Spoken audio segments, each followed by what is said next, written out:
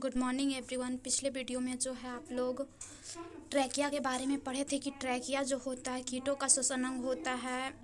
ये जो होता है ट्रैकिया जो होता है एक हवा भरी नलिकाएं हैं। इसका एक सिरा उत्तक से जुड़ा होता है तथा दूसरा सिरा जो होता है वो स्वतंत्र होता है। तो पिछले वीडियो में जो था कि हम लोग ट्रैकिया के बारे में जाने थे, इस वीडियो में जो है हम गिल्स के बारे में जानेंगे कि गिल्स जो है वो मछली का श्वसन अंग होता है और जलीय जीवों का श्वसन अंग होता है। और जितने भी जलीय जीव होते हैं उनका श्वसन अंग क्या होता है? गिल्स ही होता है। यहाँ पे आप देख सकते हैं कि मछली, झींगा, सिप ये सब क्या है? जलीय जीव है। इनका श्वसन अंग क्या होता है? गिल्स होता है। 1 लीटर जल में लगभग 30 ml ऑक्सीजन घुले होते हैं।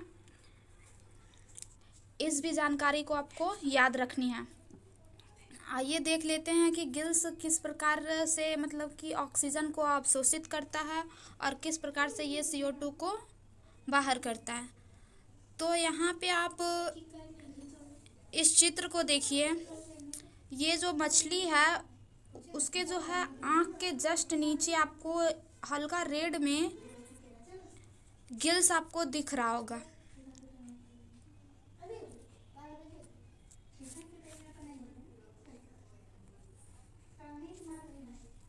यहाँ पे आप देखिए कि ये जो आपका रेड वाला पार्ट है यही आपका जो है गिल्स होता है।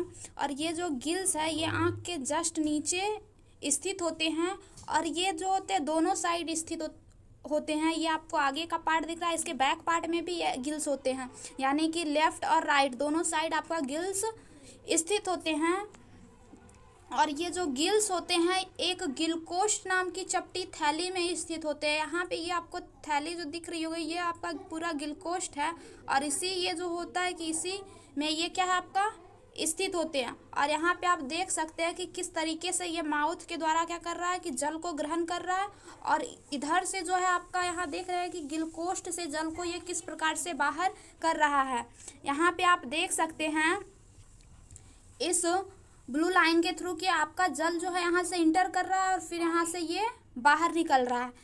तो मछली जो होता है वो जल को कुछ इसी प्रकार ग्रहण करते हैं कि ये जो होता है कि यहाँ से जल को माउथ से ये जल को क्या करते हैं अपने शरीर के अंदर लेते हैं और गिल्स के द्वारा ये जो होता है गिलकोष्ठ के द्वारा ये जल को क्या करते हैं अपने शरीर से बाहर कर देते हैं।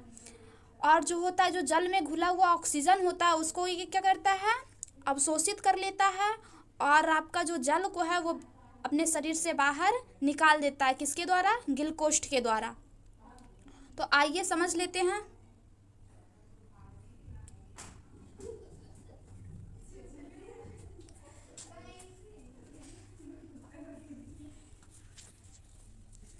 मछली में गिल्स 2 समूह में पाए जाते हैं। प्रत्येक समूह आंख के ठीक पीछे स्थित होता है। गिल्स एक चपटी थैली जैसी रचना गिलकोष्ठ में स्थित होती है। गिलकोष्ठ का एक भाग आहार नाल से जुड़ा होता है तथा दूसरा भाग शरीर के बाहर खुलता है। गिलकोष्ठ में अनेक गिल पट्टिकाएं होती है।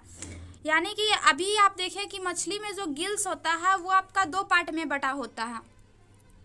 यहाँ पे आप देख सकते हैं कि ये आँख के जो ऊपर है ये आपका एक हो गया और आँख के जस्ट आपका बैक पार्ट में भी गिल्स होता है। यानी कि गिल्स जो होता है मछली में 2 समूह में स्थित होता है और प्रत्येक समूह जो है आँख के ठीक पीछे यानी कि आँख के हल्का नीचे क्या होते हैं स्थित होते हैं। जो गिल्स होते हैं एक चपटी थैली जैसी रचना गिलकोष्ठ में स्थित होते हैं। गिल्स कोष्ठ का जो होता है एक भाग जो होता है आहार नाल से जुड़ा होता है जबकि दूसरा भाग शरीर के बाहर खुलता है। तो जो भाग आपका आहार नाल से जुड़ा होता है वो क्या करता है गिलकोष्ठ द्वारा अवशोषित हुआ ऑक्सीजन वो क्या करेगा वहां तक पहुंचाएगा। दूसरा भाग जो होता है शरीर के बाहर खुलता है जो आपका CO2 बना है फिर उसको वो क्या करता है शरीर से बाहर कर देता है। गिलकोष्ठ में जो होता है अनेक गिल पट्टिकाएं होती है। अब आप देख लीजिए ये गिल पट्टिकाएं कहाँ। तो यहाँ पे देखिए आपका ये आपका पूरा पार्ट गिल्स है। गिल्स को देखिए हल्का सा अलग करके आपको दिखाया गया है। ये जो आपको गिल्स जो दिख रहा है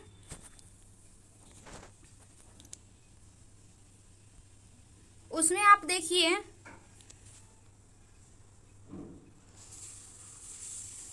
कि यहाँ जो आपको ये पूरे जाल ऐसा सा जो स्ट्रक्चर दिख रहा है यही आपका क्या है गिल पट्टिकाएं हैं, गिल फिलामेंट्स है।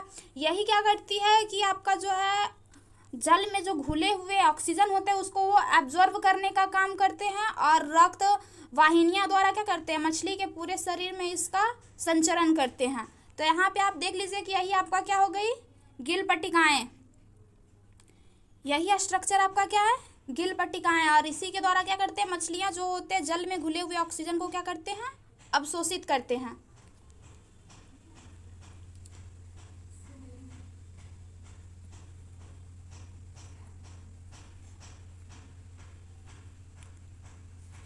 तो यहाँ पे आप इसको समझ लीजिए कि मछली में जो गिल्स दो समूह में बटे होते हैं, प्रत्येक समूह के ठीक नीचे स्थित होता है। गिल्स एक चपटी थैली जैसी रचना गिलकोष्ठ में स्थित होती है। गिलकोष्ठ का एक भाग आहार नल से जुड़ा होता है तथा दूसरा भाग शरीर के बाहर खुलता है। गिलकोष्ठ में अनेक गिल पट्टिकाएं होती है। आगे देख लीजिए कि जब जो होता है कि ये गिल पट्टिकाएं कार्य किस तरीके से करती है, तो यहाँ पे आप इसको कुछ इस तरीके से समझ लीजिए कि जब मछली जो होता है मुख के द्वारा जल को ग्रहण करती है,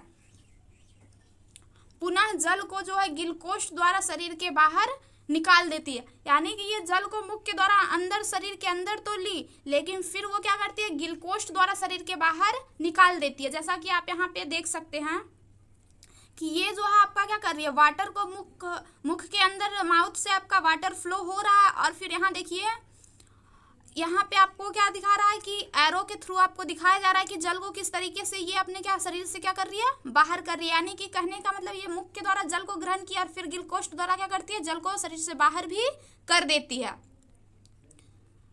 अब बोलिएगा कि इसको शरीर से मुंह के अंदर जल को ली और फिर इसको बाहर कर दिया, तो इसको फायदा क्या हुआ? इसको फायदा ये होता है कि जो जल में घुला हुआ जो ऑक्सीजन होता है उसको जो गिलकोष्ठ में पाई जाने वाली अत्यंत सूक्ष्म शाखित रक्त केशिकाएं होती है, वो जल में घुले हुए ऑक्सीजन को क्या करती है, अवशोषित कर लेती है।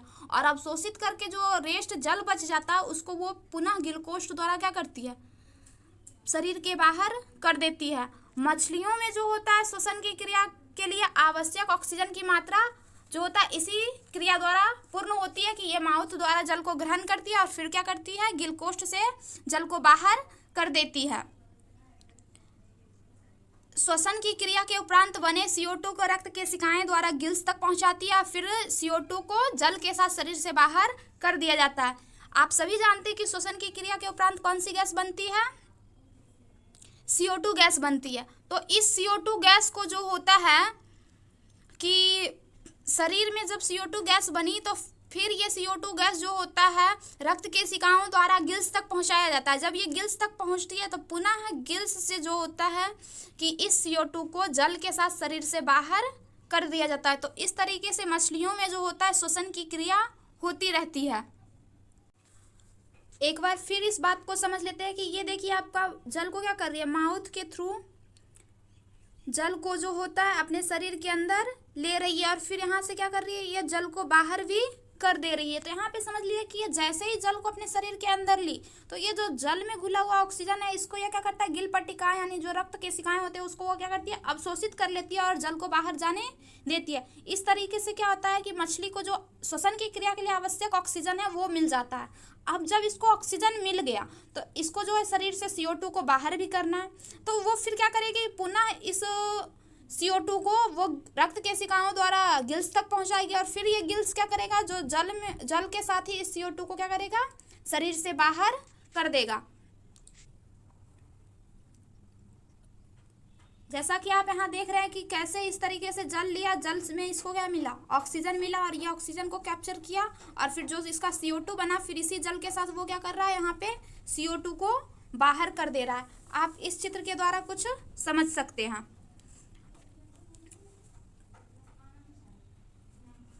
तो आई होप कि आपको जो होता है कि ये वाली जो हम कहना चाह रहे हैं वो आपको समझ में आ गया कि मछलियों में जो होता है श्वसन किस तरीके से होता है, वो किस तरीके से जल को ग्रहण करती है और किस तरीके से उससे ऑक्सीजन प्राप्त करती है, और जो श्वसन की क्रिया के बाद CO2 बनता है उसको वो किस तरीके से बाहर करती है। ये बात आपको समझ में आ गई होगी।